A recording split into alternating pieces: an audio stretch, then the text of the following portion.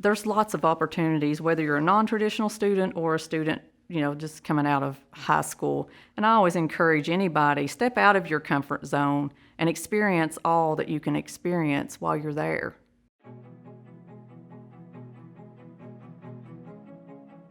My husband and I both worked at Bath Manufacturing, which was a textile manufacturing plant. I had worked there for 15 years. When the plant closed, it actually got mine and my husband's jobs. During the shutdown, 10 co-workforce came in and spoke to the workers about a dislocated worker program that was offered for a 2-year associate's degree at Maysville Community and Technical College.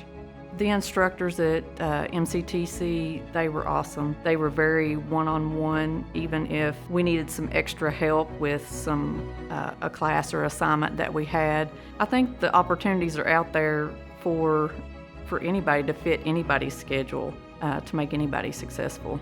MCTC does a really great job at trying to place their students. They network a lot with a lot of local business leaders and form those relationships, so it makes it easier for that transition for the students and the placements in full-time careers.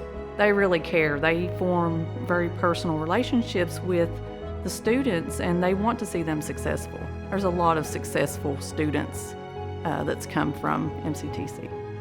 I work for Sterling Healthcare. My official title is Human Resource Manager. I do recruiting, onboarding, benefits, payroll, conflict resolution, development, a lot of different jobs. There's hope out there. When one door closes, a better door will open. You just have to put your foot forward and don't dwell on the past, move forward. If I can do it, anybody can do it.